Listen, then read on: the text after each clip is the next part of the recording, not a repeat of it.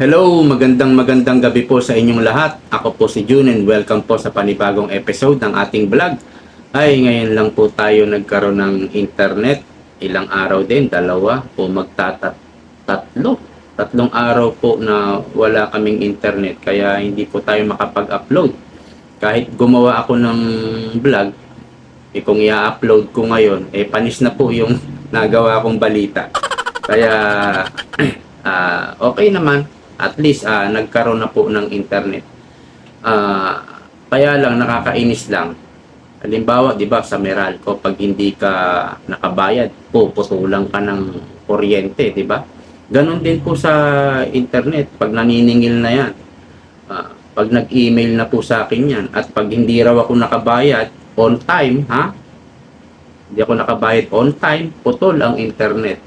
Pero dahil palpak yung kanilang serbisyo, 3 araw kami walang internet, pwede bang bawasan yung bayad namin?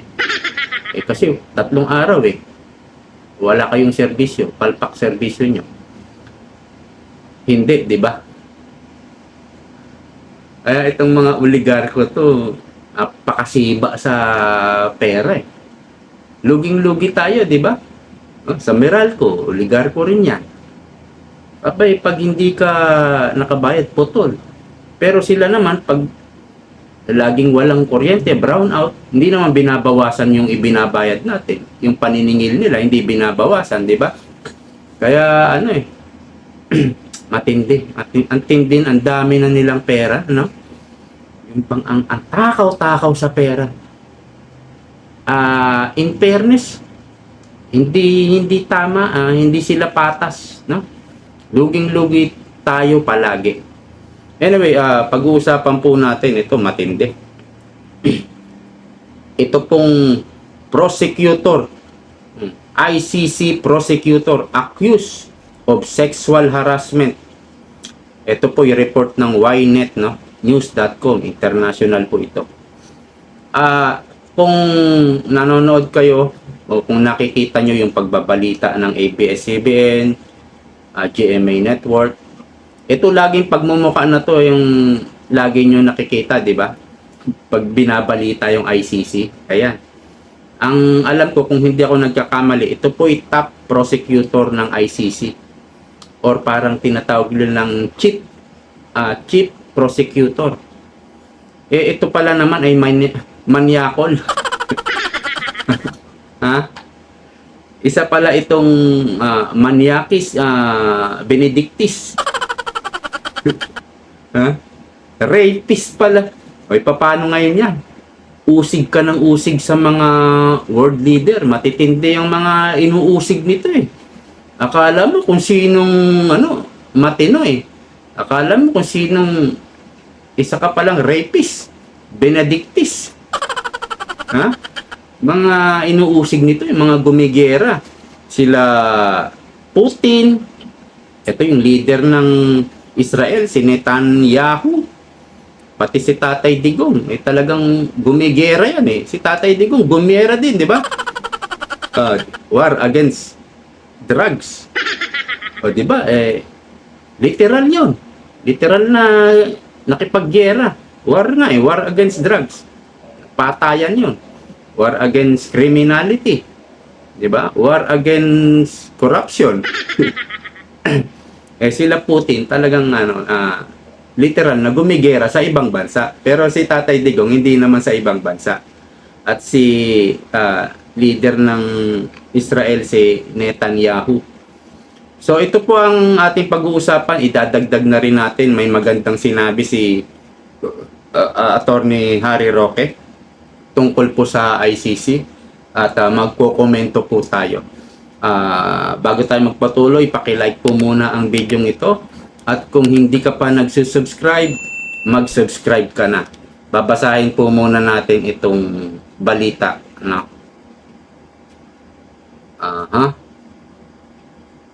So ito nga ICC prosecutor accused of sexual harassment report.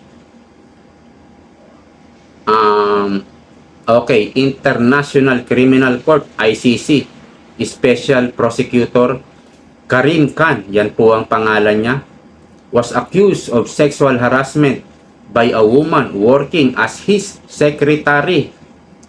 Yung kanyang hinaras po ay secretary niya, no?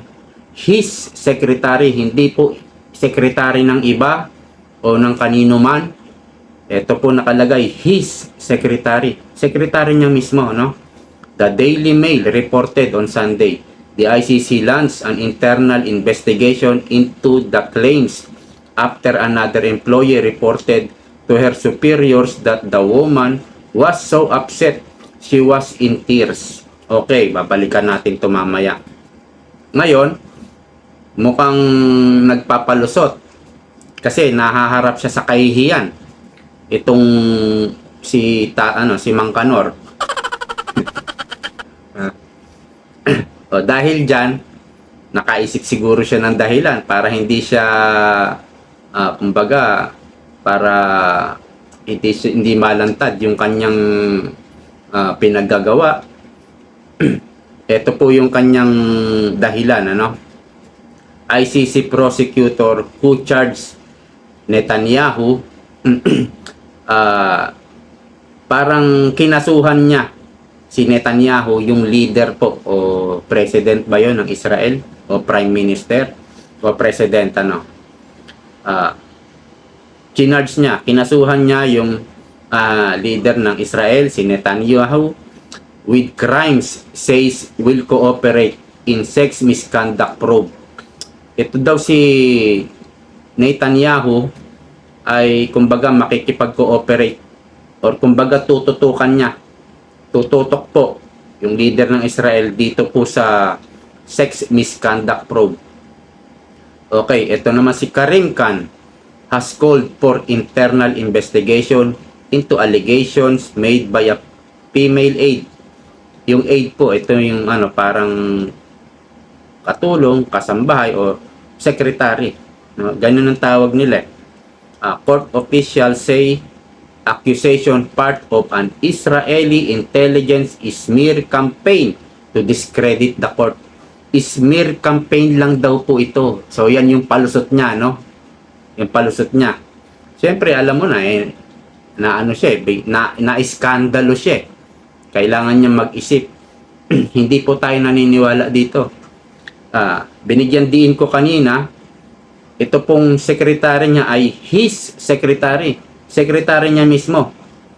And then, sabi niya, dahil inaakusahan ko, dinimanda ko, pinakasuhan ko si Netanyahu, gumawa daw siya ng intelligence smear campaign. Kumbaga, ito pong secretary ay parang agent daw ito ng Israel.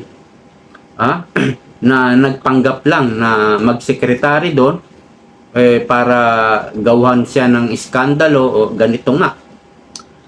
Hindi po tayo naniniwala. Imposible po yun. Ang hirap nun. Para ka lang para malinis yung pangalan ni Netanyahu. Gagawa siya ng ganon. Hindi po. So babalikan natin yung kanina. Babalikan natin yung kanina. Ulitin natin yung kaninang binasa ko, no? Dito po. Ayan.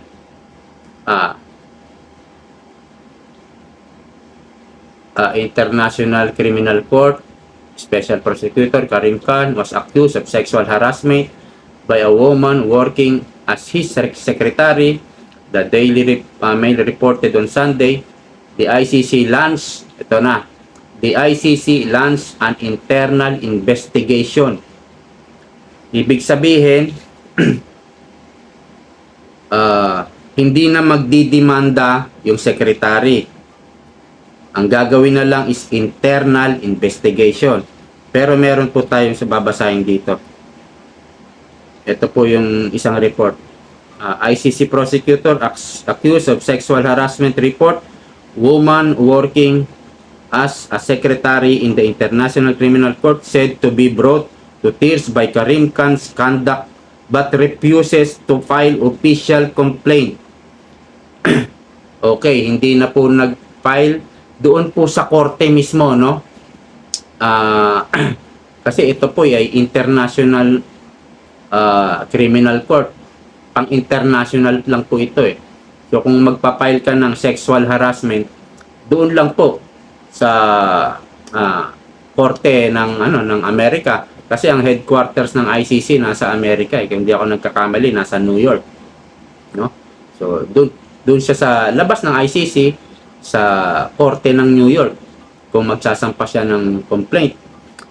Kaya nga lang, ang sabi dito sa report, the ICC launch an internal investigation. Kumbaga, pinigilan itong secretary na mag-file ng complaint sa korte at doon na lang daw sa loob pag-uusapan. So, internal investigation. So, bakit ginawa yan? Kung hindi totoo itong sexual harassment na ito, o bakit nagsagawa sila ng internal investigation? Puno. Ano? Kasi kung hindi totoo yan, hayaan ko yung sekretary, sige, mag-file ka. Kasi wala ka talaga ginawa eh. Malinis ang konsensya mo eh. Diba? O bakit pinigilan nila na magdemanda ng complaint sa korte? At doon na lang iimbestiga sa loob ng ICC, imbestigahan. Ibig sabihin nun, paplantyahin na po yun. Aaregluhin na po yun. Ganun lang kasimple yun. So, ang pag-aareglo naman eh, mag-o-offer, no? Unang-unang i-offer dyan, pera. Pangalawa, trabaho. Kasi hindi na magtatrabaho yung sekretary na dyan. Dito kay Mang Kanor. Kung ikaw ba kumbaga, kung anong ginawa sa'yo. Kung pinaghihipuan ka ba, hindi ka na, matatakot ka na dito sa taong ito, no? Kay Maniakis Benedictis. Maaring opera niya ng ibang trabaho or magnegosyo. Ganyan po yan. Para maplantya itong ginawa niyang gusot. Pero yung sinasabi niyang smear campaign lang ito, intelligence smear campaign ng Israel para yung ICC ay mawalan ng kredibilidad. Kayo po mag-isip. Ako po naniniwala ako dito sa sinabi ng secretary na siya'y hinaras, no? So, ganyan ka pala, magaling kang umusig sa mga world leader, ang inuusig mo. Ito po kasi yan, ano? Itong ICC, maraming mga grupo, mga institusyon ba yan? O mga grupo, mga asosasyon, ganyan, na ginagawa ngayon bilang attack dog. Marami pong ginagawang attack dog. Ang pinakamaganda yung grupo sila, asosasyon. Magsalita lang yung isang leader na akala mo lahat sang-ayon na dun sinabi ng leader. Maglabas lang yan ng statement, halimbawa ICC, isa na yung atake. Natural, ito pong ICC na to, gagamitin kang attack dog, gagamitin kang propaganda. Natural, hindi libre yan. May bayad po yan. Ang ICC po ay composed of wait lang ito po, composed of 124 member countries, but dozens of government are not ICC parties, including China, India, Israel, Russia, and the United States. Okay? Kumbaga, dose-dosena pong gobyerno ay hindi po parte ng ICC, including nga ng China, India, Israel, Russia, and the United States. ICC's ongoing investigation of alleged crimes, including controversial arrest warrants in the Ukraine and Israel-Hamas, will represent a critical test for the court's power. Ang dami palang member, no? 124. member. Tuloy natin, ano? Non-ICC parties are countries that are not part of the International Criminal Court and are not bound by the same obligation of those that are.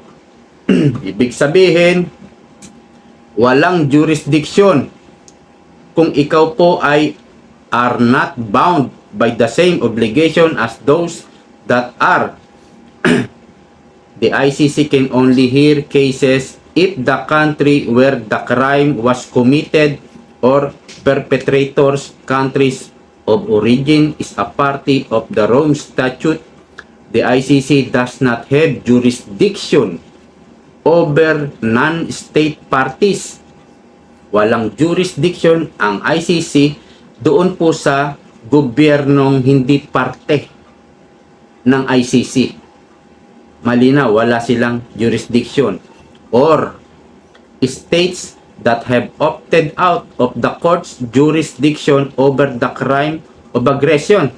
Ibig po sabihin, or states that have opted out, yung bang umalis na. Or kumbaga, dati kang subscriber, ano? Dati kang subscriber, tapos nag-unsubscribe ka. Wala na rin daw jurisdiction doon.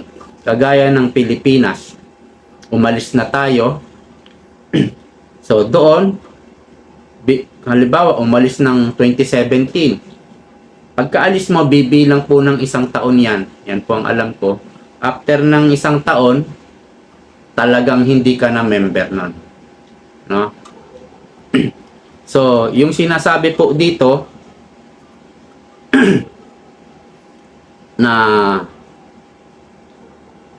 China, India, Israel, Russia, and the United States, hindi ko po alam kung dati silang member, kagaya natin Pilipinas. Kasi, pwedeng dati silang member, kaya lang umalis lang sila. No? Pero 124 member countries po. Ang ICC nabubuhay po sa mga contribution pagdating sa pera, financial support. Contribution ng mga member, 124 po yung member na yan. So, kung ikaw ay nasa top 5 na pinakamalaking contributor pagdating sa pera na ibinibigay, yan po ang kinabubuhay ng ICC. Contribution po ng bawat member. Kung ikaw ay nasa top 5 at pinakamalaki ang bigay sa ICC, palagay mo, ididemanda ka. Palagay mo, kakasuhan ka, halimbawa, Japan ka. Ang Japan po ay member ng ICC. At alam ko, isa yan sa top 5 ang Japan. Sa may malaking ibinibigay sa ICC. Sa palagay mo, yung Prime Minister ng Japan ay kakasuhan nitong ICC. Halimbawang magwalang hiya yung Japan. Sa ngayon, medyo tahimik, pero kilala natin Japan. Ang daming sinakop niyan ng Second World War. Sa ngayon, tahimik sila. Pero kung meron silang walang yain, sabihin, palagay mo, kakasuhan niya ng ICC, top 5 sila. Di aalis yan. I-withdraw nila yung kanilang contribution. Malaking bagay sa ICC yun. Kasi yung iba, maliliit lang na bansa, maliit lang ang bigay niyan. Ewan ko kung yung Pilipinas, kung magkano ibinibigay dati, nung member pa tayo. Anyway, pakinggan po naman natin yung sinabi po ni Harry Roque. Wait lang. Maganda po yung sinabi ni Harry Roque tungkol po dito sa ICC. Eto. At kapag ang isang pulis ay sumunod sa utos na takipin ang presidente sang-ayon sa order ng ICC, yan po ay kidnapping. Serious illegal detention. Bakit po? Kasi kinakailangan ang warrant of arrest issued by a Philippine judge. At ang ICC warrant of arrest ay issued by a foreign judge na kung tayo ay miyembro pa ng ICC, po pwedeng makonsidera na parang isang warrant of arrest na inisyu ng hukuman din sa Pilipinas. Pero dahil hindi na nga po tayo miyembro at paso na at wala, nung nagsimula ang investigasyon at nawala na ng jurisdiction ng hukuman, naku po, illegal detention na pong mangyayari dyan kapag inaresto nila ang presidente sang-ayon sa visa ng warrant of arrest na naging produkto ng isang preliminary investigation na nagsimula nang wala ng jurisdiction ang ICC. Okay. So, malinaw po yun, ano? Kasi ang ICC nga po ay hindi bansa. Tapos, pinapaingay nila yung Interpol. Ang Interpol po ay samahan ng mga bawat bansa. Kung meron wanted dito sa Pilipinas, tas tumakbo ng, halimbawa sa Hong Kong, makikipag-communicate po yung Interpol dito sa Pilipinas at Interpol sa Hong Kong para magsanib puwersa sila, magtulungan sila para mahanap yung wanted na tumakas. Kadalasan po ganon. Doon po nagagamit yung Interpol. No, yun po yung tulong ng Interpol. Eh ang ICC hindi naman po bansa. So anong Interpol? Wala silang Interpol eh. So sino makikipag-cooperate kanino sa Interpol dito sa Pilipinas? Napakalabo po nun. At wala nang jurisdiction ang ICC, kaya yung warrant na isi-serve ng ICC kung ibigay man sa PNP, wala na pong visa yan. Alam nyo, meron akong naalala dati si Miriam Defensor. Dati nung panahon yata ni Gloria, 'di ba, nagkagulo yata 'yun, parang yung EDSA 2 puta, EDSA 2 kung tawagin 'yun eh. Hindi. EDSA 3 yata 'yun kung tawagin, pero hindi nag-success yung EDSA 3 na 'yun. Panahon po ni Erap 'yun. 'Di ba? Nagkagulo 'yun eh. Nagkagulo. Hindi nag-success. Pero EDSA 3 na tinawag 'yon. Na nagkaroon ng ng kumbaga parang inaresto sila Lacson, yung isa si Gringo Nasan, sila yung matanda, si Juan Ponce Enrile at si Miriam Defensor. Si Miriam Defensor po matindi.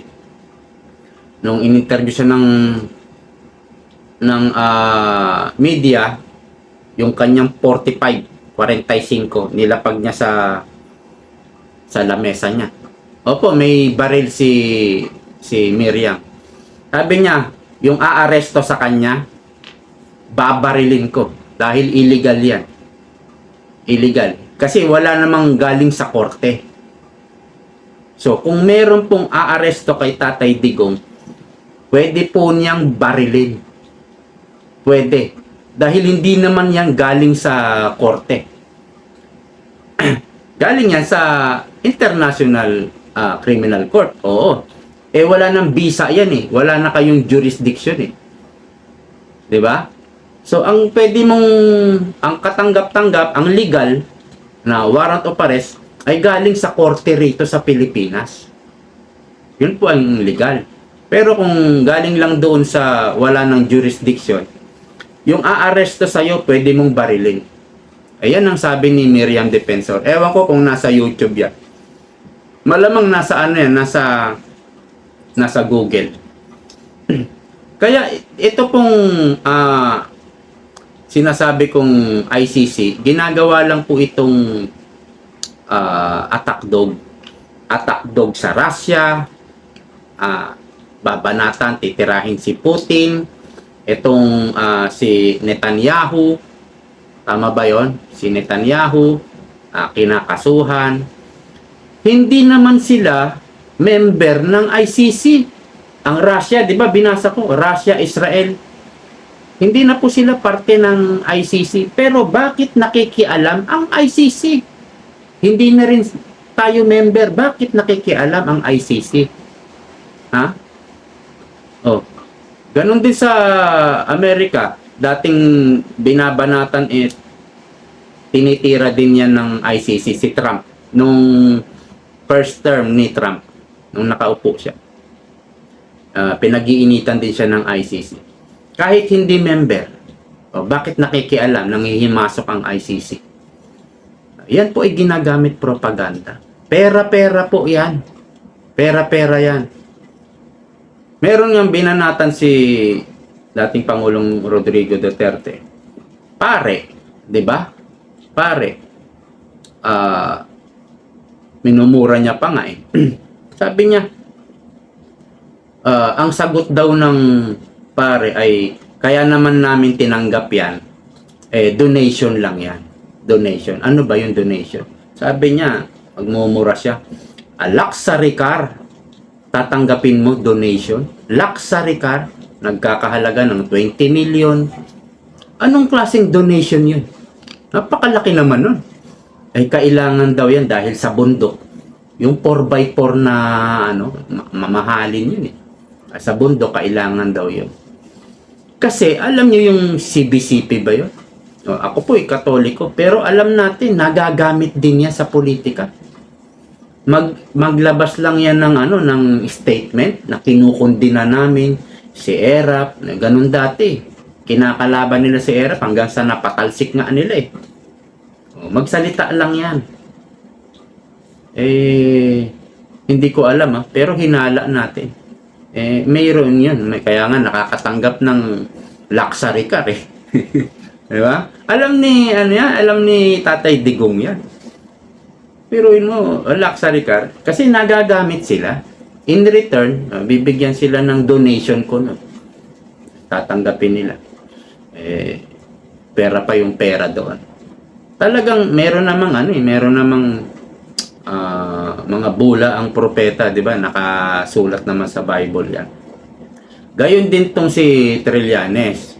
So, buwan na ang nakalipas, pinapalabas nila na maglalabas ng warrant of arrest. Pero ako kay Tatay Digong, sabihin niya, magpatawag sa media, sige, once na lumabas yung warrant of arrest, kasi pwede, kasi yung si Putin, nilabasan din nila ng warrant of arrest ng ICC. Nilabasan din nila ng warrant of arrest si Putin. Pero wala naman nangyari. Na-arresto ba nila si Putin? Ngayon, ang tinatarget ngayon nila, ito si Netanyahu ng Israel. Kumbaga, kung uugatin mo yung history ng Israel, sino ba talaga ang may kasalanan? Palestine? O Israel? O andyan pa yung mga Iran ngayon? Lahat kalaban ng Israel yan eh. Sino ba talaga ang hirap na eh. Kung uugatin mo yung history, sino ba talaga yung salbahe, sino ba talaga yung inaapi. Kahit historian ka, kahit graduate ka ng historian, kahit 10 taong ka pa nag-aral, ang hirap mo nang ugatin yung panahon pa ni Haring David mismo. 'Di ba hari siya ng Israel. King of Israel si David. Nung panahon ni David, wala pa si Jesucristo nun. Kung hindi ako nagkakamali, naggigera na doon. 'Di ba? Naggigera na sila. Kaya hindi mo na mauugat kung ano yung pinag-awayan ng Israel-Iran, Israel-Palestine. Hindi mo na mauugat yan. Kahit napakagaling mong historian. Kaya, inaakusahan, kinakasuhan ngayon si Netanyahu dahil siguro sa pag-atake. Pero kung uugatin yung kung sino may kasalanan, mahirap na.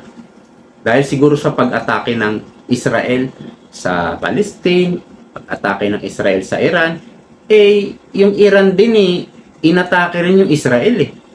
Kung ang pagbabasihan natin atake, inaatake rin yung Israel eh. Di ba? Daan-daang missile yung nakaraan na pinalipad sa Israel. So kung pag-atake lang ang basihan mo, kaya mo kakasuhan si Netanyahu, umaatake din naman yung Gaza, yung Hamas. Di ba? Mahirap. Ibig sabihin, talagang itong ICC, may nagpapakilos dito, ginagawang attack dog, at may bayad yon, no? Sabi ko nga sa inyo, ang magandang gawing attack dog, yung mga grupo, mga asosasyon. Pati UN nga lang yan maglabas lang ng statement yan. Babanatan si ganito. Imposibleng walang bigay yon. May bigay po yun. Ngayon, para yung kanilang ibinabayad sa ICC, no? Ang gagawin ngayon, maglalagay ka ng tao dito. Nandyan ngayon si Trillanes. Nandyan ngayon si Ontiveros, Makabayan Black, pati yung attorney babae, yung mukhang tomboy. Ponti ba yun? Ponti ba yun? Ponti o Ponti? Oh. NPA din pala yun, sabi ni Ka Eric. Para yung binabayad mo sa ICC, hindi masayang. Kailangan dire-diretso yung pag-iingay ng mga attack dog mo rito sa Pilipinas. I-echo nga. I-echo ba? Kailangan mo i-echo. Para hindi malusaw yung propaganda. Propaganda lang po yan. Ang malaking bagay dyan ay propaganda. Kung maglabas man sila ng arrest warrant kay Pangulong Duterte, pwede niyang barilin yung kung sinong pulis ang aaresto sa kanya. Dahil wala pong visa yun. Yun po ay galing kay Miriam Defensor, hindi sa akin. Pwede niyong balikan yan. Pwede niyong hanapin sa Google. O baka nasa YouTube pa yan. Pwede niyong gawin yan. So yan pong mga pinaiingay ni Trillanes. Kasama po yan sa propaganda. Propaganda lang po yan. At kung sakaling totoo nga na magkaroon ng warrant of arrest, baka hindi naman urig yun na galing sa ICC. Pero tignan nyo, wala tayong napapanood na nagsasalita yung taga-ICC mismo. Wala tayong statement na nakikita galing sa ICC mismo. Talagang pinapaingay lang ng mga attack dog dito sa Pilipinas para ma-maintain nila yung propaganda nila. So itong top prosecutor o chief prosecutor nila ng ICC ay isa pa lang kumbaga may bahid din. Hindi credible itong prosecutor nila. Kaya masasabi natin na na pera-pera lang. Hanggang dito na lang po mga kalahi. Maraming salamat po sa panonood. Bye-bye. See you po next time.